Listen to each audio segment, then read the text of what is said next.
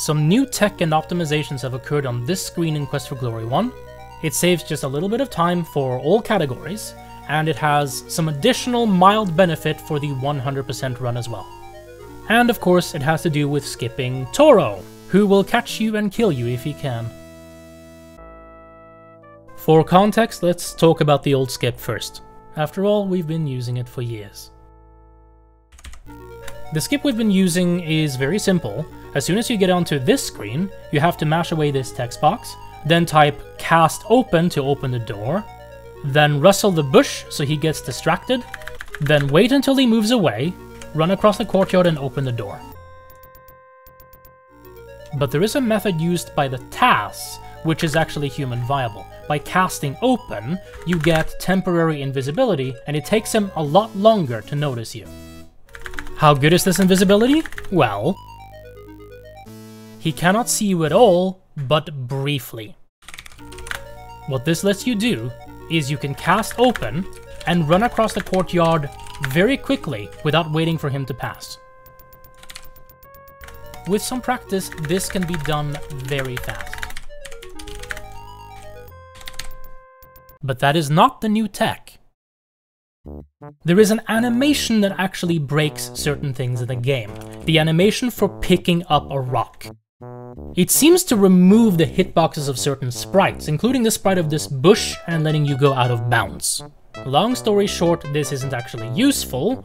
Out of bounds in this game doesn't actually let you warp anywhere, it's just a fun trick. But Get Rock, breaking certain things, has implications on one more screen.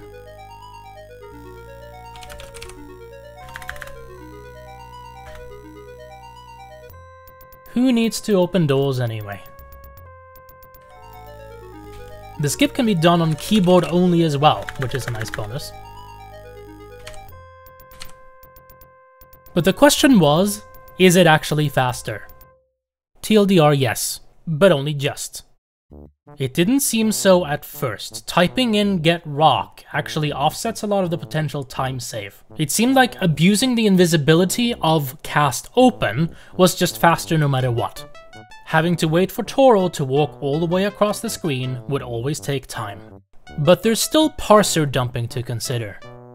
If you type something in the parser while a screen is loading, it's called a parser dump. In short, the game registers keystrokes in between loading screens. You can type things in without losing time, in some cases. For instance, we always parser dump run when we enter this cave. Blink and you'll miss it.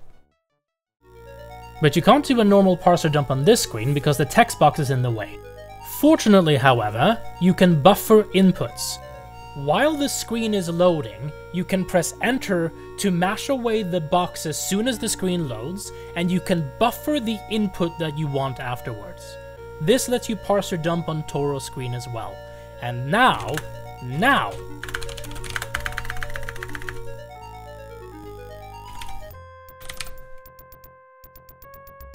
the Get Rock method is ever so slightly faster. Even though you have to wait for Toro, the fact that you can phase straight through the door instead of having to stop and type open makes a big difference here. And by big, I mean 0.2 of a second. On the bright side, it's a lot easier to perform the new tech because you used to have to parser dump cast open, then press escape, then touch the bush, then recall it with F3 and press enter, and then run across the courtyard. That is a lot harder than simply going through, typing Get Rock, and waiting for Toro. I also mentioned that this has some mild benefit to the 100% route. Well, Baba Yaga has to be visited 3 times in order for a 100% run to conclude. Because if we just show up now, at the very end of the run, having not visited her even once, we can deal with Bonehead as usual, ask about the deal, agree to do a chore for him, and give him a gem so he can see, and then have him insult you a little bit. But the problem is that as soon as you go inside, The game will see that you have the magic mirror in your inventory. Baba Yaga will skip her first 2 cutscenes and you can never do them. You are forced to use the mirror and reflect the spell and turn her into a frog and win the game. And you win with 497 points. Shit. But that's where stoning the witch comes in.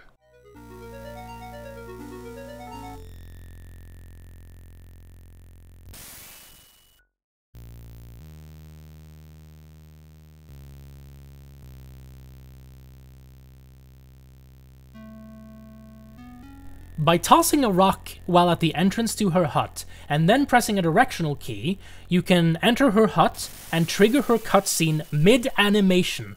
And for some reason, they didn't think about that when they coded this cutscene. It lets you preserve the parser, which you're not supposed to have access to, which lets you do this, which is quite fun. And it actually does have a speedrunning purpose.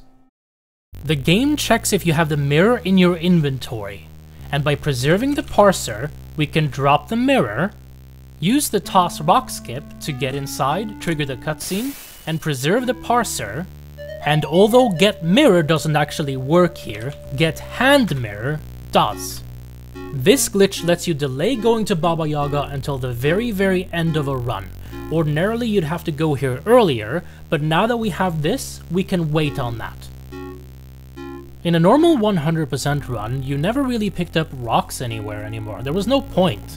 So you might as well do it on this screen right before Baba Yaga, unless you could squeeze it in somewhere else. Now though, you can save a few frames by picking up the rocks in the bandit hideout. It just works out.